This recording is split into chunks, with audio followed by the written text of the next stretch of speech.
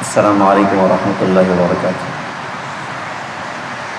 بسم اللہ الرحمن الرحیم، الحمد للہ رب العالمین، الحمد للہ الذی ہدانا لہذا وما كنا لنہتدی لولا ان ہدانا اللہ، جزا اللہ عنا محمد صلی اللہ علیہ وسلم بما وأهله۔ محترم بزرگوں، دوستوں، محترم دینی بہنوں، ہماری زندگی آخرت کی زندگی کی تیاری کا خوبصورت موقع ہے۔ یہ اللہ تعالیٰ نے بڑا عجیب دیا ہے کہ ایک ہی مرتبہ زندگی میں یہ وقت ملا ہے، موت آ جائے گی تو آخرت کی زندگی کی تیاری کا موقع ختم ہو جائے گا۔ اللہ تعالیٰ نے زندگی بڑی قیمتی عطا فرمائی ہے۔ جیسے برف پگھلتا ہے ایسے ہی ہماری زندگی بھی پگھل رہی۔ دنیا میں ہم بڑے نہیں ہو رہے ہیں، ہماری عمریں روز بروز گھٹ رہی ہیں۔ جیسے جیسے وقت گزر رہا ہے ہم اپنی موت سے قریب جا رہے ہیں، اپنے انجام سے قریب جا رہے ہیں، اپنی آخرت سے قریب جا رہے ہیں اور دنیا سے دور ہو رہے ہیں۔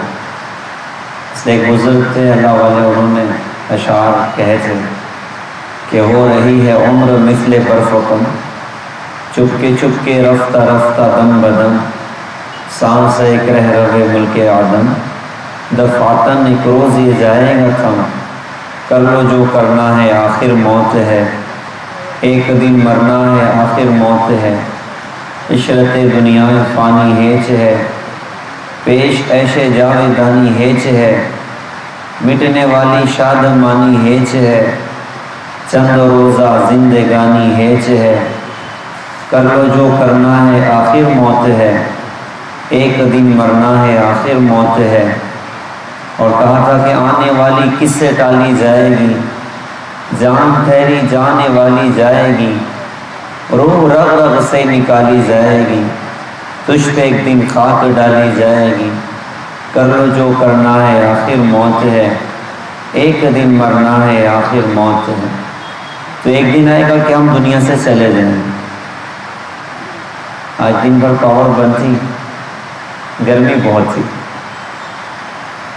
تو دوپہر میں اچانک خیال قبر کا آیا کہ آج تھوڑی سی پاور بند ہو گئی، ہمیں کولر نہ ملا، اے سی نہ ملا، فین نہ ملے، بے قرار ہو گئے۔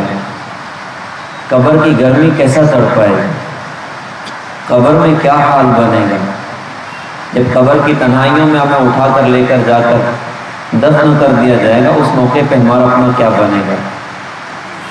تو اللہ تعالیٰ نے زندگی بڑی قیمتی عطا فرمائی اور آخرت کی زندگی کی تیاری کے لیے بھی۔ اسے اللہ والے فرماتے ہیں کہ ہم موت سے غافل ہیں، موت ہم سے غافل نہیں، ہم قبر سے غافل ہیں اور قبر ہم سے غافل نہیں ہے۔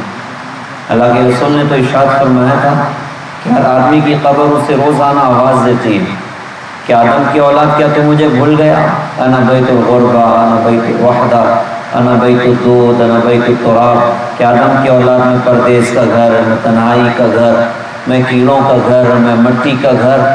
تو ایک دن آئے گا کہ ہم قبر کے گڑھے میں ڈال دیے جائیں، اتار دیے جائیں، آخرت میں اللہ کے سامنے کھڑا کر دیے جائیں، اور وہاں پر زندگی کا، جوانی کا، مال کی کمائی اور خرچ کا اور اپنے علم پر عمل کا، قیامت کے میدان میں اللہ اپنے بندوں سے سوال کرے۔ کیسی سخت گھاٹیاں ہمارے سامنے آگے آنے والی۔ تو اللہ نے یہ زندگی بڑی قیمتی عطا فرمائی آخرت کی زندگی کی تیاری کے اعتبار سے۔ اب اس کی تیاری کیسے ہو جائے؟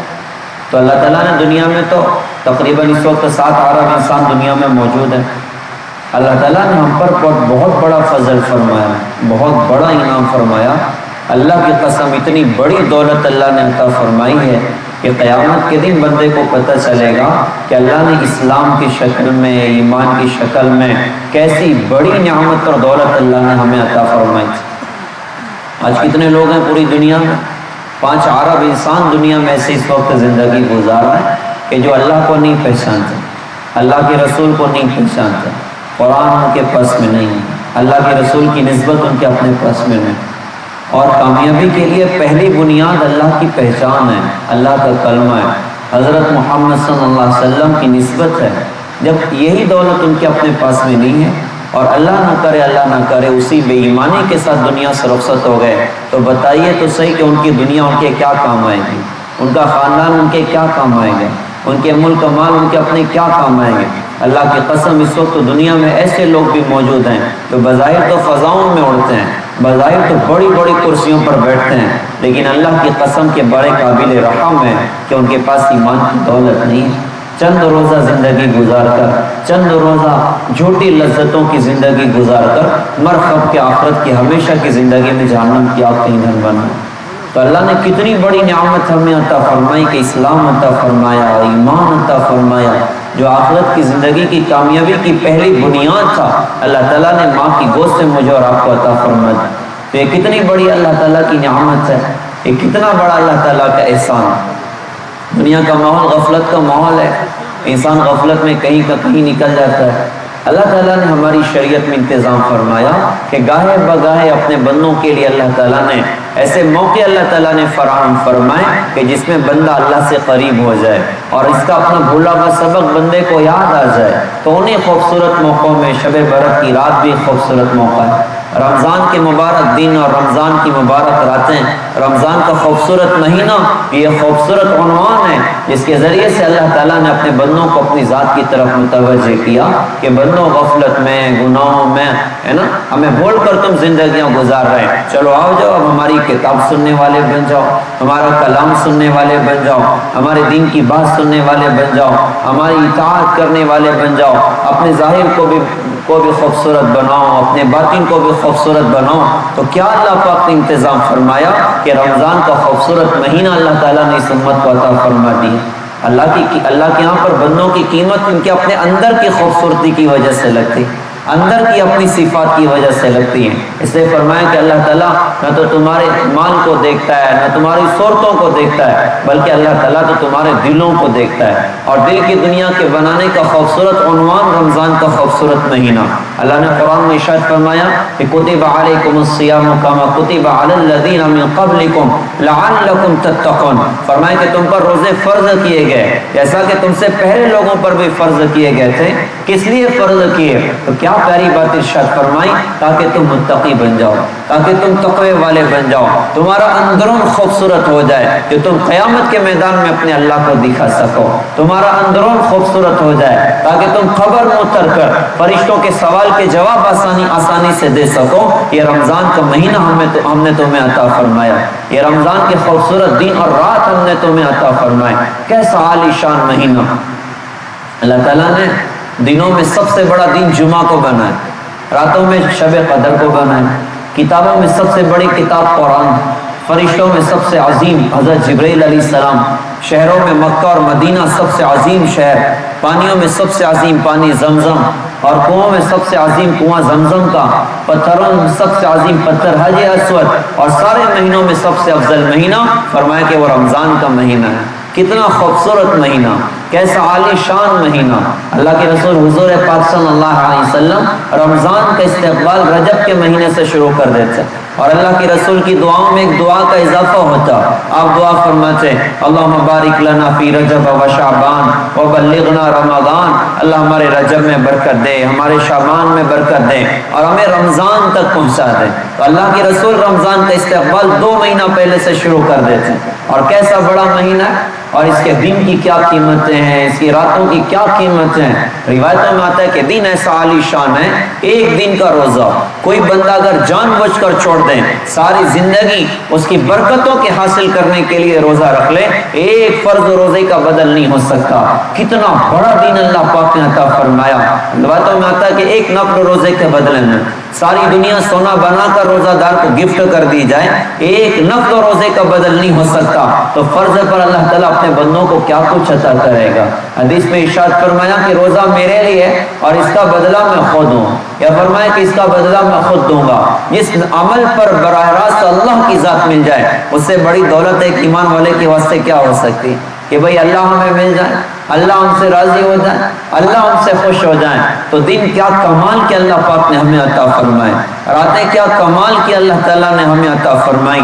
رات کا وہ عالم ہوتا ہے رمضان کی مبارک راتوں کا کہ رات میں اللہ پاک کی طرف سے اعلان ہوتا ہے کوئی مانگنے والا عطا کیا جائے، کوئی ہے توبہ کرنے والا اس کی توبہ قبول کی جائے، کوئی ہے مغفرت کا چاہنے والا اس کی مغفرت کی جائے؟ کون ہے جو غنی کو قرض دے؟ ایسا غنی جو نادار نہیں، اور ایسا پورا پورا ادا کرنے والا جو ذرا بھی کمی نہیں کرتا۔ لو بھائی آؤ، آج ساری رات اللہ پاک کی طرف سے یہ ندائیں اور صدائیں ہیں کہ کوئی توبہ کرنے والا ہو تو آ جائے، کوئی ہم سے صلح کرنے والا ہو تو آ جائے، کوئی رزق کا طلبگار ہو، اپنی مصیبتوں کے دور کرنے کا طلبگار ہو، آئے ہم سے آ کر دعا کریں، ہم اس کی پکار کو سننے کے واسطے تیار ہیں۔ تو کیسے اللہ کی رحمت جوش میں ہوتی ہے، کیسے اللہ کا کرم جوش میں ہوتا ہے۔ حسن بصری رحمۃ اللہ علیہ اس امت کے بہت بڑے آدمی ہیں اور بہت بڑے خطیب بھی گزرے ہیں۔ اللہ نے بولنے میں بڑا کمال عطا فرمایا تھا اور تاثیر کمال کی اللہ پاک نے دی تھی، ہزاروں لاکھوں کی دل کی دنیا ان کے بیانات کی برکت سے اللہ تعالیٰ نے بدل دی۔ حسن بصری رحمۃ اللہ علیہ بیان فرما رہے تھے تو مرد بھی تھے، ایک طرف عورتیں بھی بیٹھی ہوئی تھی، تو بیان میں حضرت ترغیب دے رہے تھے رات کی عبادتوں کی کہ رات میں آدمی کو دعائیں کرنی چاہیے، توبۃ اللہ کرنا چاہیے۔ تو اس ترغیب کے دینے میں حضرت نے فرمایا کہ لوگوں، رات میں اللہ اپنی رحمت کے دروازے کھول دیتا ہے، خوب توبۃ اللہ کیا کرو۔ تو مستورات کا بھی مجمع ایک طرف تھا، مستورات کے مجمع میں سے ایک بوڑھی اماں کھڑے ہو گئیں اور کھڑے ہو کر سوال کیا کہ حضرت پہلے آپ یہ بتائیں کہ اللہ اپنی رحمت کے دروازے بند کب کرتا ہے جب کھولنے کی بات کرتے ہیں؟ حسن بصری رحمۃ اللہ علیہ اس نے کہا کہ جی اللہ کی رحمت کے در تو دن رات کھولے ہوتے ہیں، اللہ بند کب کرتا ہے جو آپ کھولنے کی بات کرتے ہیں؟ حسن بصری رحمۃ اللہ علیہ نے فرمایا، میرے جیسا کوئی خطیب ہوتا تو غصہ ہو جاتا، بڑی آئی مجھے سکھانے کے لیے، لیکن حضرت نے بالکل بات کو قبول کیا، کہا کہ یہ بوڑھی اماں تو مجھ سے زیادہ اللہ کو جانتی ہے، واقعی اللہ کی رحمت کے در تو دن رات کھولے ہوتے ہیں، دن رات کھولے ہوتے ہیں۔ اس نے تو فرمایا کہ لا تأخذہ سنۃ ولا نوم، کہا کہ اللہ کو اونگ بھی نہیں ہوتی، اللہ کو نیند بھی نہیں ہوتی۔ کیا مطلب 24/7 یعنی 24 گھنٹہ تم جب اللہ کو پکارو گے اللہ تمہاری پکار کو سننے کے واسطے تیار ہے۔ البتہ بات یہ ضرور ہے کہ بعض موقع ایسے کمال کے ہوتے ہیں کہ جس میں اللہ کی رحمت بڑی جوش میں ہوتی ہے، جس میں اللہ پاک کی رحمت بڑی جوش میں ہوتی ہے، اور انہی مبارک گھڑیوں میں رمضان کی راتوں کی مبارک گھڑیاں ہیں کہ جس میں اللہ پاک کی طرف سے بندوں کے لیے صدائیں لگ رہی ہوتی ہیں۔ میرے پیارے بھائیوں، بڑا خوبصورت مہینہ اللہ پاک نے ہمیں دیا۔ محترم دینی بہنوں، بڑا خوبصورت مہینہ اللہ پاک نے ہمیں دیا۔ رمضان کی بس آمد ہے، ہمیں رمضان سے پہلے کچھ عزائم کرنا ہے، ہمیں رمضان سے پہلے کچھ ارادے کرنے ہیں، ہمیں رمضان سے پہلے اس بات کے عزم اور ارادے کرنے ہیں کہ اب انشاءاللہ اپنے اللہ سے سچی پکی توبہ ہمیں کرنی ہے۔ اب اپنے اللہ کو ہمیں راضی کرنا ہے۔ بڑے زمانے گزر گئے اللہ کو بھول کر، بڑے زمانے گزر گئے اللہ کو ناراض کر کے۔ اللہ کو ناراض کر کے امت کے دامن میں کیا آیا ہے سوائے تباہی کے، سوائے بربادی کے، سوائے لاک ڈاؤن کے، اور سوائے کورونا کی مصیبت کے، اور سوائے وباؤں اور بلاؤں کے ہمارے اپنے دامن میں کچھ بھی نہ آیا۔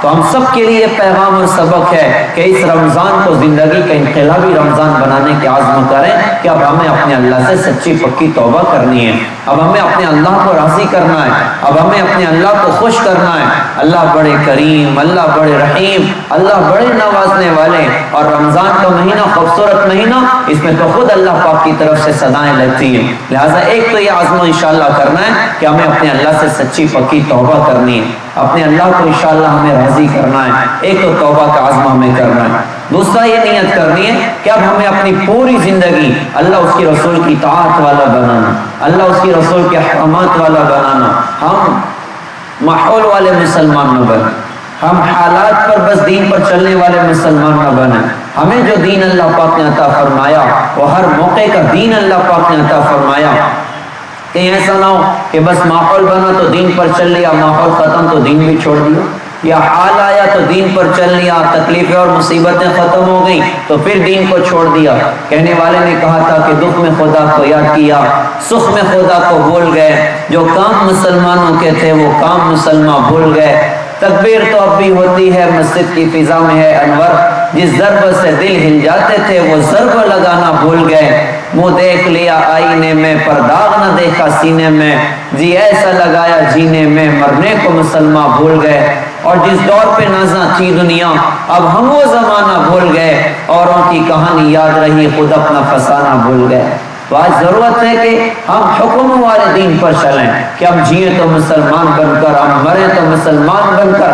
قرآن نے یہ بات ارشاد فرمائی، قرآن میں اللہ نے یہ بات ارشاد فرمائی وَلَا تَمُوتُنَّ إِلَّا وَأَنْتُمْ مُسْلِمُونَ، فرمایا کہ تمہیں موت نہ آئے مگر اس حال میں کہ تم مسلمان بن کر مرو۔ کون مرے گا مسلمان بن کر؟ یہ پیغام ہم سب کے یاد رکھنے کا ہے اور یہ بات اپنے پاس لکھ کر رکھ لینے کی ہے کہ اگر مسلمان بن کے مرنا تو اس کا بس ایک راستہ ہے کہ بندہ جیے مسلمان بن کر، اس کی شب، اس کے روز، اس کے دن، اس کی راتیں، اس کی تنہائیاں، اس کا اپنا مجمع، اس کی جوانی، اس کا اپنا بڑھاپا، ہر حالت میں اللہ کے دین پر بندہ عمل کرنے والا بن جائے۔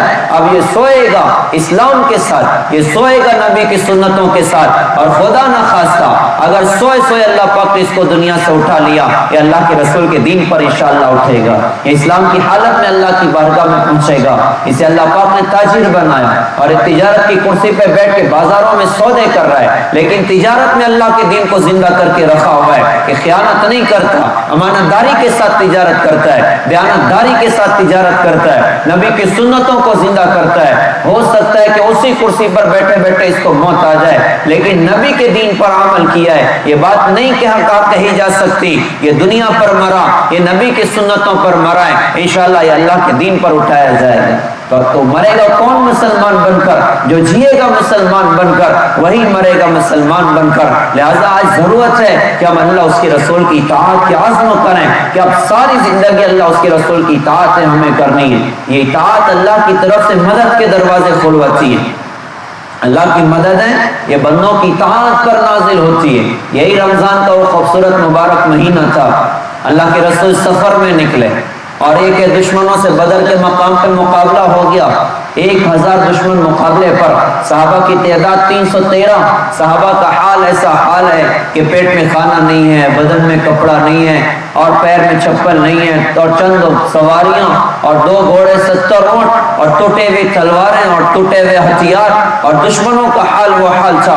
اللہ کے رسول نے ان کا حال دیکھا کہ 1000 کی تعداد، اسباب پاس، سواریاں پاس، کھانے ان کے اپنے پاس میں۔ آپ نے دونوں لشکروں کی کیفیت کو دیکھا، اس کے بعد اپنے صحابہ کو جمع فرمایا۔ صحابہ میں انصار بھی تھے اور مہاجرین بھی تھے، انصار کی تعداد زیادہ تھی، اور انصار نے اللہ کے رسول سے مکی دور میں کہا تھا کہ ہم مدینہ کے اندر رہ کر آپ کا پورا ساتھ دیں گے، مدینہ کے باہر کا وعدہ نہیں ہوا تھا، اور بدر کی جنگ تو مدینہ کے باہر اور 160 کلومیٹر دور ہو رہے، اب ان سے رائے لینا ضروری تھا۔ اللہ کے رسول نے ان کو جمع فرمایا، جمع کر کے آپ نے صحابہ میں پوچھا بھائی بتاؤ کیا کرنا چاہے؟ تو مہاجرین بھی تھے، وہ کھڑے ہو گئے کہ حضرت آپ جو حکم کرو ہم پورا کرنے تیار ہیں۔ جب وہ بیٹھ گئے تو آپ نے پھر فرمایا بھائی بتاؤ کیا کرنا ہے؟ تو پھر کوئی اور مہاجر صحابی کھڑے ہو گئے، کھڑے ہو کر کہا کہ حضرت آپ جو حکم کرو گے ہم اطاعت کریں۔ جب وہ بیٹھ گئے تو آپ نے فرمایا بھائی بتاؤ کیا کرنا ہے؟ تو اب انصار سمجھ گئے کہ لگتا ہے اللہ کے رسول ہم سے ہی پوچھنا چاہتے ہیں۔ تو انصار کے ایک بڑے سردار حضرت سعد بن معاذ رضی اللہ عنہ کھڑے ہوئے اور کھڑے ہو کر کہا کہ حضرت لگتا ہے آپ کا اشارہ ہماری طرف ہے، آپ ہم سے ہی لگتا ہے کہ پوچھنا چاہتے ہیں، تو اگر آپ ہم سے پوچھنا چاہتے ہیں تو ہم اپنے دل کی بات کا آپ کے سامنے اظہار کرتے ہیں۔ ہم نے مکہ میں آپ سے کہا تھا کہ ہم مدینہ کے اندر رہ کر آپ کا پورا ساتھ دیں گے، اس وقت ہم آپ کو اچھی طرح پہچانتے نہیں تھے، آپ مکے سے ہجرت کر کے مدینہ تشریف لائے، 1 سال تک آپ کی خوبصورت زندگی کو ہم نے دیکھا، ان ہمارے نبی کے اخلاق، ان کی سیرت، ان کی سخاوت، ان کی حیا، ان کی پاکدامنی، ان کی امانت داری، دیانت داری، کہا کہ حضرت ہم نے 1 سال تک آپ کی خوبصورت زندگی کو دیکھا ہے، اب تو آپ کے بارے میں دل کی یہ کیفیت ہے کہ آپ جو حکم کرو ہم پورا کر جائیں، آپ کہو پہاڑوں سے کود جاؤ تو ہم کود جائیں گے، آپ کہو سمندروں میں چھلانگ لگا دو ہم چھلانگ لگا دیں گے، آپ کہو کہ برق غیمات تک سواریوں کو دوڑاتے جانا ہے، اللہ کی قسم ہم دوڑائیں گے، ہم میں سے کوئی پیچھے نہیں ہٹے گا۔ کیا خوبصورت جملے انہوں نے ارشاد فرمائے، ہمارے نبی کا چہرہ خوشی سے کھل اٹھا، اور آپ نے ارشاد فرمایا کہ ہاں اب اللہ کی مدد آئے گی۔ یہ پیغام ہے ہم سب کے لیے کہ ہم اللہ اس کے رسول کی اطاعت کا عزم کریں کہ اب جئیں گے مسلمان بن کر، اب مریں گے مسلمان بن کر، کہیں ایسا نہ ہو ہر سال رمضان آتا ہے آ کے چلا جاتا ہے، پھر وہی زندگیاں غفلت والی، گناہوں والی، نافرمانیوں والی۔ اب یہ عزم اور حوصلے کے ساتھ رمضان کی شروعات ہو کہ اس رمضان کو زندگی کا انقلابی رمضان انشاءاللہ بنائیں گے، اب اپنی زندگی کی تبدیلی کے انشاءاللہ فیصلے کریں گے. اب یہ جملہ مسلمان کو اپنی زبان سے چھوڑ دینا چاہیے کہ صاحب لوگ کیا کہیں گے. عام طور سے ہوتا ہے بھائی شادی کے بطور خاص مثال دوں, شادی کا موقع ہو تو علماء کرام فرماتے ہیں بھائی سادگی سے شادی کر لو, فضول خرچیاں نہ کرو, رسم و رواج ختم کر دو, جہیز کی لعنت کو ختم کر دو, اسلام نے جو بتایا اس پر عمل کر دو. تو عام طور سے لوگ کہتے ہیں کہ یار لوگ کیا کہیں گے. یہ جملہ مسلمان کی زبان سے اچھا نہیں لگتا.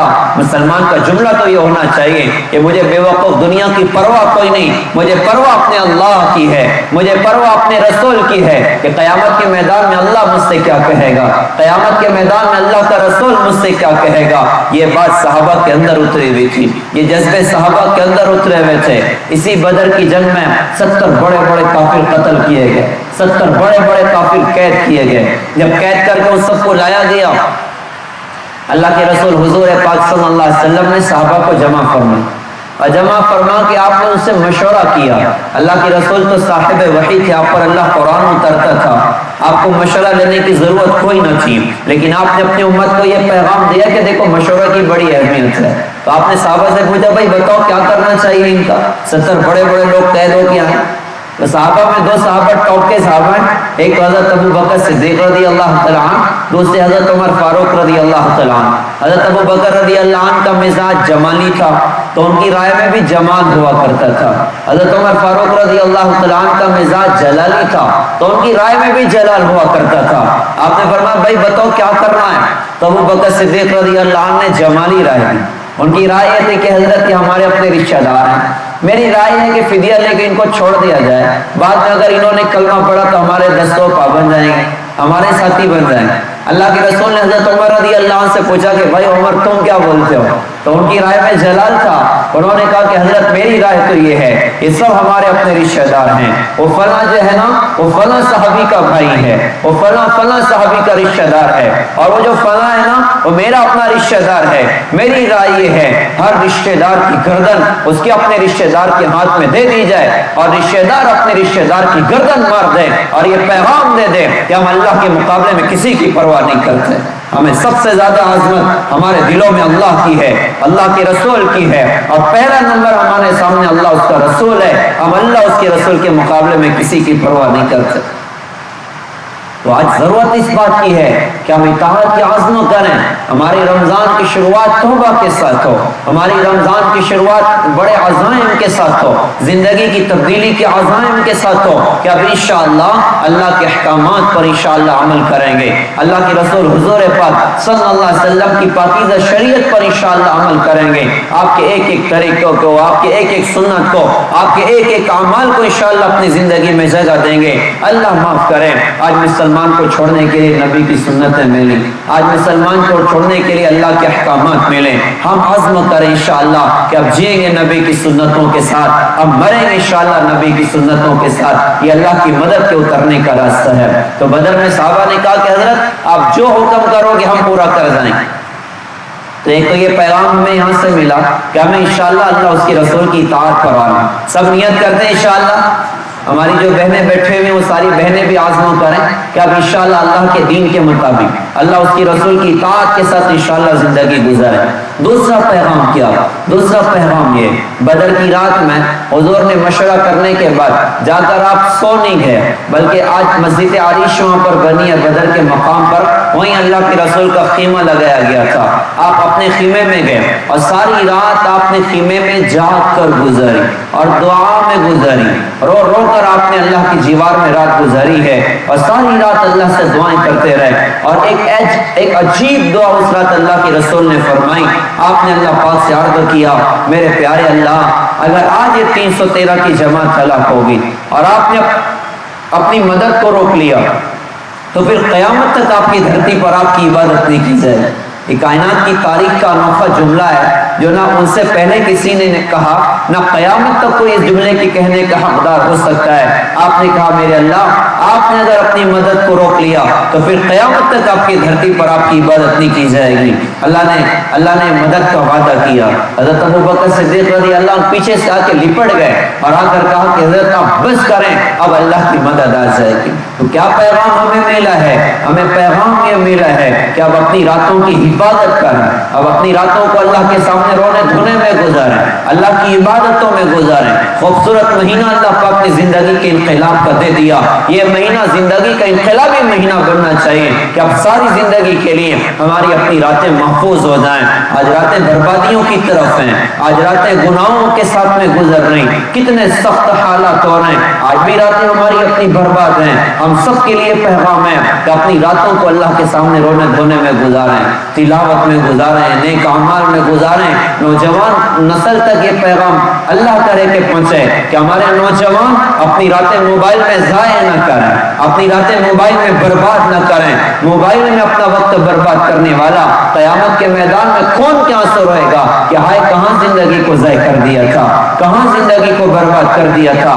ایک تو وہ بے وقوف ہوتا ہے جو کسی بات پہ ٹینشن میں آ کے گن پوائنٹ سے اپنے آپ کو شوٹ کر لیتا ہے یا خودکشی کر لیتا ہے، اور ایک دوسرا وہ نادان آدمی ہوتا ہے جو سلو پوائزن کی طرح زندگی کو ضائع اور برباد کرتا ہے۔ روزانہ 2 گھنٹہ رات کا موبائل میں برباد کر دیا، 3 گھنٹہ موبائل میں برباد کر دیا، 4 گھنٹہ موبائل میں برباد کر دیا، یہ دھیرے دھیرے اپنی زندگی کو برباد کر رہا ہے۔ موت آئے گی تو کون کیا آنسو روئے گا کہ زندگی کہاں ضائع ہو گئی، زندگی کہاں برباد ہو گئی، اور اپنے ہاتھ کو قیامت کے میدان میں چبائے گا۔ یوم یعض الظالم علی یدیہ ویقول یا لیتنی اتخذت مع الرسول سبیلا، ظالم آدمی اپنا ہاتھ کھا جائے گا غم اور بے چینی کے مارے اور افسوس کے مارے کہ ہائے میں نے کہاں زندگی کو ضائع کیا، کہاں میں نے زندگی کو برباد کیا، اور کہے گا ہائے کاش میں نے رسولوں کی راہ اختیار کر لی ہوتی، یا ویلتا لیتنی لم اتخذ فلانا خلیلا، ہائے میری تباہی، ہائے میری بربادی، کاش میں فلاں کو زندگی کا ہیرو نہ بنایا ہوتا،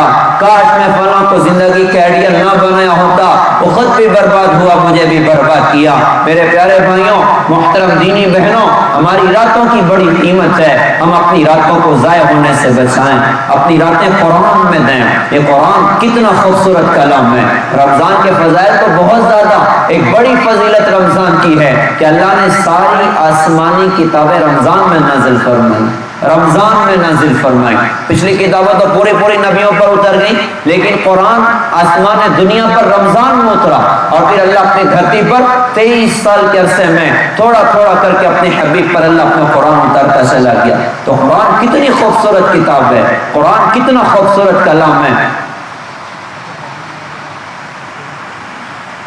ہم قرآن سے محبت کریں، ہم قرآن سے عشق کریں۔ قرآن سے محبت کرنے والے کیسے کیسے لوگ دنیا میں گزرے۔ امام شافعی رحمۃ اللہ علیہ رمضان کے مہینے میں لکھا ہے کتاب میں کہ 61 قرآن پاک پڑھنے کا معمول تھا۔ ایک قرآن دن میں ختم ہوتا تھا، ایک قرآن رات میں ختم ہوتا تھا، اور ایک قرآن تراویح میں ختم ہوتا تھا۔ 30 دن کا روزہ ماشاءاللہ 61 قرآن پاک ان کا ختم ہو رہا ہے۔ قرآن سے محبت کرنے والے کیسے کیسے لوگ گزرے۔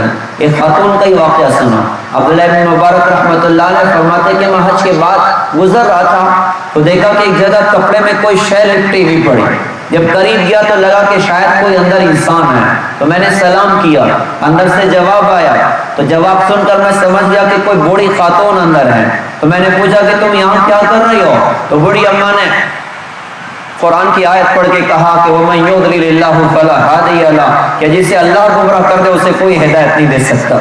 حضرت فرماتے ہیں کہ میں سمجھ گیا کہ بوڑھی اماں راستہ بھٹک گئی۔ میں نے پوچھا اماں جان تم کب سے ادھر ہو، تو بوڑھی اماں نے کہا کہ 3 لیال سویہ، مکمل 3 راتوں سے۔ تو میں سمجھ گیا 3 رات 3 دن گزر چکے۔ میں نے کہا اماں جان کچھ کھاؤ گی پیو گی، تو اماں جان نے کہا کہ وَأَتِمُّ الصِّيَامَ إِلَى اللَّيْلِ، اور روزوں کو پورا کرو رات ہونے تک۔ کیا مطلب کہ بیٹا میرا روزہ ہے۔ میں نے کہا کہ اماں جان تم یہاں 3 دن 3 رات سے ہو، تو کھانے پینے کا کچھ انتظام بھی تمہارا ہوا، کس نے انتظام کیا؟ تو اس نے کہا کہ وَهُوَ يُطْعِمُنِي وَيَسْقِينِ، کہ وہی مجھے پلاتا ہے، وہی مجھے کھلاتا ہے۔ پھر میں نے کہا کہ اماں جان تمہیں جانا کدھر ہے؟ تو بوڑھی اماں نے قرآن کی آیت پڑھ کے کہا سبحان الذی اسریٰ بعبدہ لیلا من المسجد الحرام الی المسجد الاقصی۔ میں سمجھ گیا کہ بوڑھی اماں کو مسجد اقصی کی طرف جانا ہے۔ میں نے بوڑھی اماں سے کہا کہ اماں جان یہ میری سواری، آپ اس پر بیٹھ جائیے۔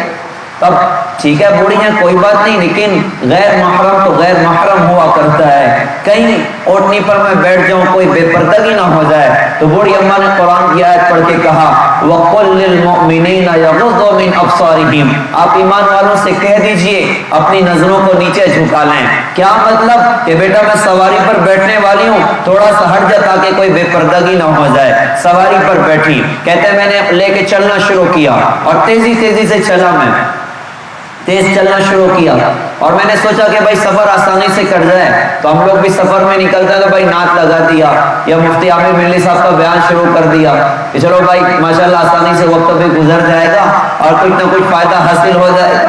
تو انہوں نے بھی سوچا کہ بھائی راستہ آسانی سے گزر جائے تو کچھ اشعار ہی پڑھنا شروع کرتا ہوں، تو زور سے کہا کہ میں نے اشعار پڑھنے شروع کیے۔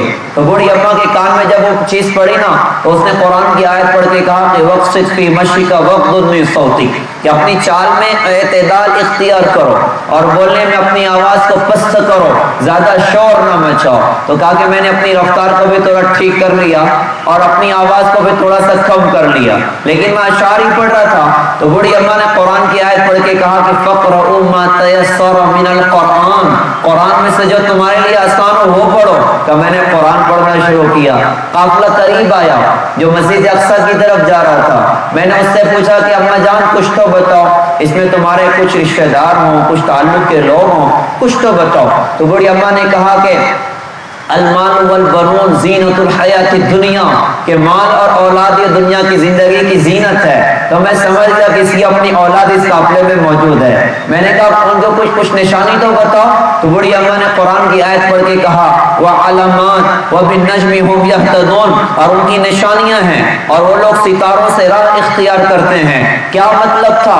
مطلب یہ تھا کہ جیسے اندھیری رات میں ستارے لوگوں کے لیے گائیڈ بنتے ہیں، ایسے اس قافلے کے گائیڈ میرے اپنے بیٹے ہیں، میرے اپنے رشتہ دار ہیں۔ میں نے کہا کم سے کم ان کے نام تو بتا دو، ان کے نام کیا ہیں؟ تو بوڑھی اماں نے قرآن کی آیت پڑھ کے کہا وَاتَّخَذَ اللَّهُ إِبْرَاهِيمَ خَلِيلًا وَكَلَّمَ اللَّهُ مُوسَىٰ تَكْلِيمًا يَا يَحْيَىٰ خُذِ الْكِتَابَ بِقُوَّةٍ۔ تین الگ الگ آیتوں کو پڑھا جس میں تین نبیوں کے نام، ایک میں ابراہیم، دوسرے میں موسیٰ، تیسرے میں یحییٰ۔ تو حضرت فرماتے ہیں کہ میں سمجھ گیا کہ اس کے تین بیٹے ہیں، ان کا نام ابراہیم، موسیٰ اور یحییٰ ہے۔ قافلے میں پہنچا، بچوں سے اماں کو ملایا اور ملا کے بچوں سے میں نے کہا یار تمہاری اماں بڑی عجیب ہیں، جب بات کرتی ہیں قرآن پڑھتی ہیں، جب جواب دیتی ہیں قرآن پڑھتی ہیں، کیا چکر ہے؟ بچوں نے کہا کہ حضرت 40 سال گزر گئے، ہماری اس بوڑھی اماں نے قرآن کے علاوہ ایک جملہ اپنی زبان سے نہیں نکالا، جب بولتی ہے قرآن پڑھتی ہے، جب جواب دیتی ہے قرآن پڑھتی ہے۔ یہ بوڑھی اماں تو آج بوڑھی ہے نا،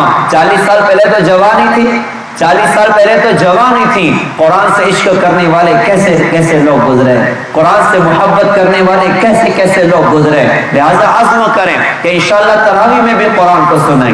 تراویح کا عمل یہ سنت عمل ہے، مردوں کے لیے بھی، مستورات کے لیے بھی۔ ہماری بہنیں ماشاءاللہ ہیں، وہ عزم کریں کہ اپنے گھروں میں تراویح کا انشاءاللہ اہتمام کریں۔ اللہ ایسے ایسا کوئی موقع عطا فرما دے، کوئی حافظ قرآن گھر میں ہو وہ پڑھا رہا ہو، ماشاءاللہ آپ بھی پڑھیں۔ اور اگر اللہ نہ کرے کہ کوئی ایسا موقع نہ ملا، آپ اپنے گھر میں تراویح کا ضرور اہتمام کر لیں۔ یہ تراویح کتنا خوبصورت عمل ہے اور کتنا ثواب والا عمل ہے۔ ہم قرآن سننے کا اہتمام کریں، ہم قرآن پڑھنے کا اہتمام کریں۔ رمضان کا خوبصورت مہینہ ہے، ابھی سے ٹارگیٹ بنائیں، اپنی مشغولیاں کم کریں۔ کس کام کو ہم چھوڑ دیں تو کوئی حرج نہ ہوگا، بھائی ان کو چھوڑ کر اتنا وقت ہم اللہ کی عبادتوں میں لگا دیں، قرآن کی تلاوت میں لگا دیں، کچھ اللہ کرنے میں لگا دیں۔ اللہ کی یاد بڑی دولت ہے، اللہ کا نام بڑی دولت ہے، اللہ کا ذکر بڑی دولت ہے۔ میری زیست کا حال کیا پوچھتے ہو، بڑھاپا نہ بچپن نہ اس میں جوانی، جو چند ساعتیں یاد دلبر میں گزری، وہی ہے وہی بس میری زندگانی۔ اصل تو زندگی کی جو حاصل ہے پیارے بھائیوں محترم دینی بہنوں، وہ وقت ہے جو اللہ کی یاد میں گزر جائے۔ لہذا ہم نیت کریں کہ اپنی راتیں انشاءاللہ سجدوں سے آباد کریں گے، تلاوت سے آباد کریں گے، اللہ کی یاد سے آباد کریں گے، بطور خاص دعا کا اہتمام کریں گے کہ دعائیں اللہ کی بارگاہ میں رمضان میں براہ راست تو قبول ہوتی ہیں۔ ہم اپنے لیے مانگیں، اپنی اولاد کے لیے مانگیں، ساری انسانیت ساری امت کے لیے مانگیں۔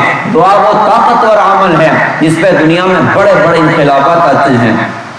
نوح علیہ السلام نے 950 سال تک محنت کی تھی، اور جب اللہ پاک کی طرف سے اشارے مل گئے کہ اب یہ بقیہ لوگ میں سے کوئی کلمہ نہیں پڑے گا، تو اب نوح علیہ السلام نے دعا کی ہے رب لا تذر علی الارض من الکافرین دیارا، اللہ ایک بھی نافرمان کو چلتا پھرتا مت چھوڑنا۔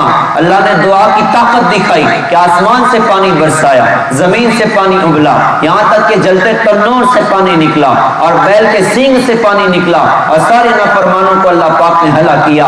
یہ دعا کی طاقت ہے۔ مکہ میں کچھ بھی نہیں تھا، مکہ آباد ہوا، ابراہیم علیہ السلام کی دعا کی طاقت ہے۔ زمزم کا خوبصورت پیارا پانی نکلا، یہ دعا کی طاقت ہے۔ مکہ میں ایک بھی دانہ آج بھی نہیں پیدا ہوتا، لیکن ساری دنیا کے ایک نمبر کوالٹی کے پھل سارے مکہ پہنچتے ہیں، یہ دعا کی طاقت ہے۔ مدینہ بیماریوں کا گھر تھا، یثرب بیماریوں کا گھر تھا، اللہ کے رسول کے قدم پڑے، آپ کی دعا کی برکت سے اللہ نے اس کو مدینہ الرسول بنایا اور اس کو اللہ تعالیٰ نے شفا کا گھر بنایا۔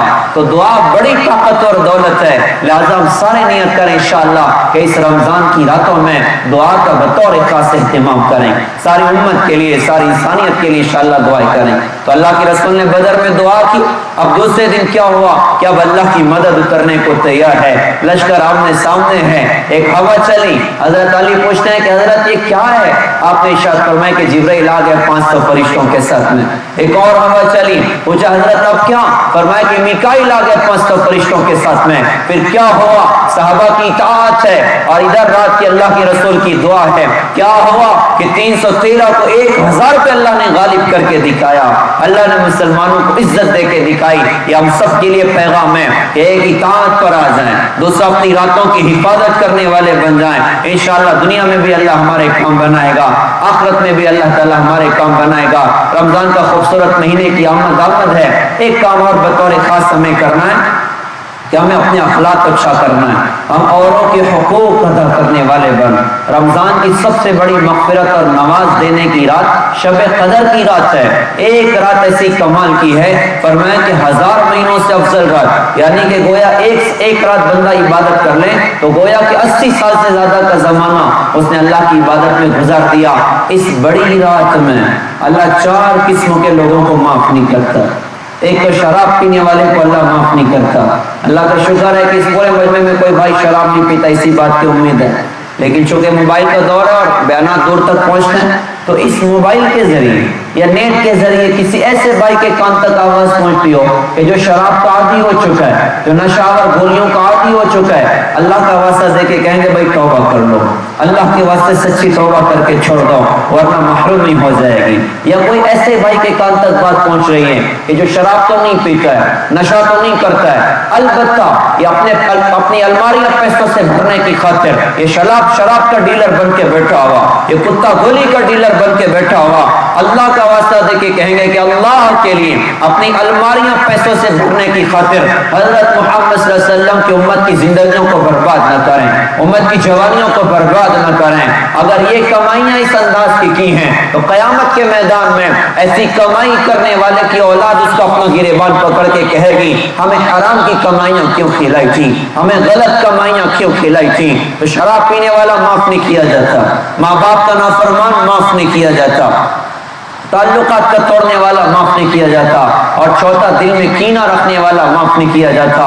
آج ماں باپ اولاد سے کتنے دکھی ہیں، درد کی بات ہے، ہماری اپنی مسجدوں کے دروازوں پر کتنے بوڑھے باپ کھڑے ہو کر بھیک مانگتے ہیں اور زبان حال سے گویا کہ کہتے ہیں کہ ارے لوگوں مجھ بدقسمت بوڑھے کو 2-4 روپے دے جاؤ، میں وہ بدقسمت انسان اور باپ ہوں کہ جس کی سگی اولاد آج اسے پوچھنے کو تیار نہیں ہے، اللہ کے نام پہ کچھ دے دو تاکہ میری روٹی کے انتظام ہو جائیں۔ کتنی بوڑھی مائیں مسجدوں کے دروازوں پر کھڑے ہو کر بھیک مانگ کے زبان حال سے گویا کہ کہتی ہیں کہ ارے لوگوں میں وہ بدقسمت بوڑھی عورت اور ماں ہوں کہ جس کی کوکھ سے نکلی ہوئی اولاد آج اسے پوچھنے کو تیار نہیں ہے۔ کتنی مائیں رات میں تکیے میں سر ڈال کے روتی ہیں، 10 سال گزر گئے، 5 سال گزر گئے، ابھی تک ابھی تک اس کا اپنا بیٹا اپنی ماں کا چہرہ دیکھنے کو تیار نہیں، ابا کا چہرہ دیکھنے کو تیار نہیں، وہ باپ رات میں تکیے میں سر ڈال کے روتا ہے اللہ کاش میرا جگر کا ٹکڑا ایک بار آ کے میری خیریت تو پوچھ جاتا، میرا چہرہ تو دیکھ جاتا،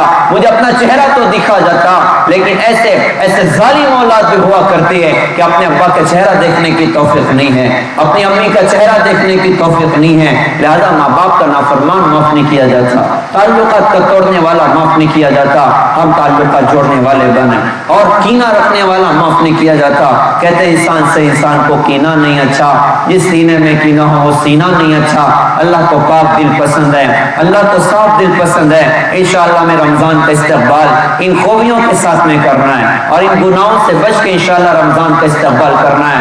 جس کی رات اچھی ہوگی اس کا دین اچھا ہوگا، جس کا دن اور رات اچھا، جس کا رمضان اچھا ہوگا اس کا سارا سال اچھا ہوگا، جس کا جمعہ اچھا ہوگا اس کا پورا ہفتہ اچھا ہوگا، اور جس کا رمضان اچھا گزرے گا اس کا پورا سال اچھا گزرے گا۔